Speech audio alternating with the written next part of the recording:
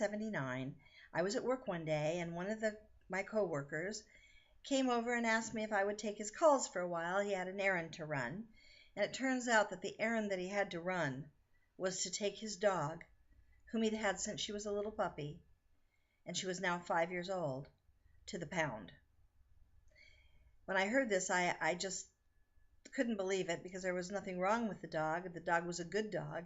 It just turned out that his bride-to-be doesn't like dogs. So I said, "You're not taking her to the pound. I'll take her."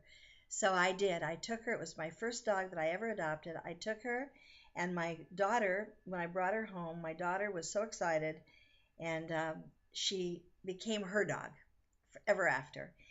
And Brandy was her name. She was part English setter and part Springer Spaniel. So smart, so lovely, and so well mannered. And she lived with first us, then my daughter took her, as I say, to college, and then when she got married, she took her, and then they had a baby, and she slept under the crib of the baby because she was so protective. And everyone loved Brandy. She was just the perfect dog. In fact, when Brandy finally died, she was almost 19. We said, we'll never get another dog because we'll never be able to find another dog that's as good as Brandy. Overpopulation of dogs and cats specifically is pandemic. And in the United States alone, for every person that's born, every human that's born, 45 dogs are born and cats are born. Only 1 out of 10 dogs of those dogs that are born ever find a home, and only 1 out of every 12 cats that are born ever find a home. 800 cats and dogs die every single hour, not day, hour, in this country from euthanasia due to being in an overcrowded shelter that has no choice but to euthanize them because they didn't get homes. Here's how we can help. We can't stamp out overpopulation, not right now.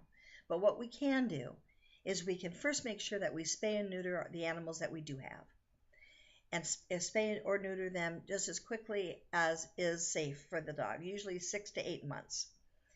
The next thing that we can do is we can, oh, and by the way, low cost and no cost, both, neutering and spaying programs are available in just about every county of every state that you can live in. So there's no excuse. A lack of money is not an excuse. Also, when you adopt a dog, many of the shelters will help you with medical care if the dog needs medical care when you adopt it.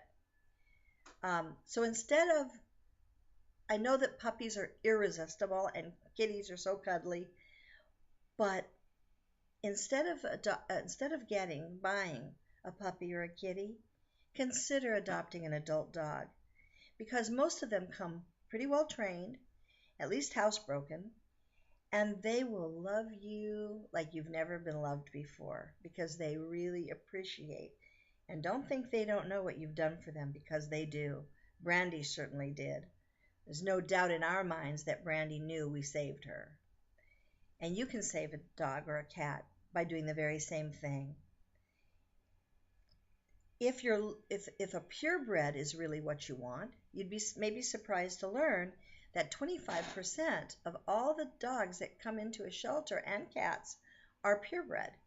So whatever your delight is, you can find it in the shelter. You just sometimes have to stick with it and check every week and on that. But between shelters and rescue groups, there are rescue groups for every breed of dog that you can think of.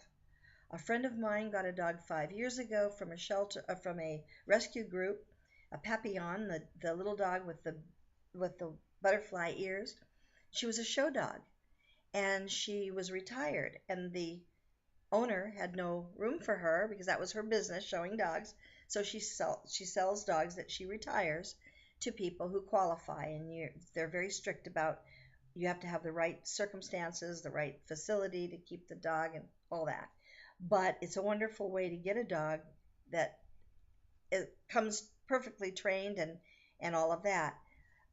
The cost of adopting a dog from a shelter is you'd be surprised what a bargain it really is, because including the shots, the chipping, the microchip, the spaying or neutering, the deworming, and all the costs that go with a puppy or a new dog, um, it's actually quite a bargain when you think of it that way.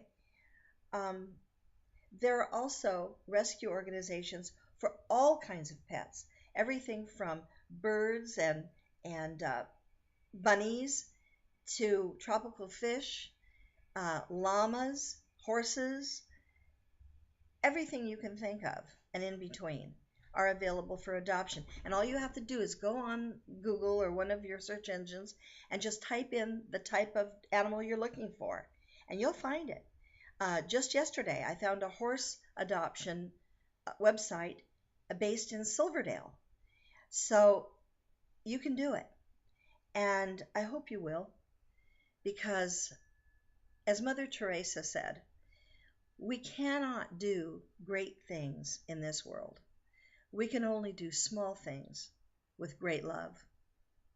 So I hope that if you have a little love in your heart, little room in your house, that you will do what I did. And I'd like to introduce you. Come here, Murphy. Excuse me. This is my happy ending, my little dog Murphy. I adopted Murphy when she was 8 months old. Look in the camera, Murphy. 8 months old, and she was living in a warehouse. And I took her. She's part Maltese and part something else, I don't know. But she's a wonderful dog, and today is her 6th birthday. Happy birthday, Murphy. Thanks for listening.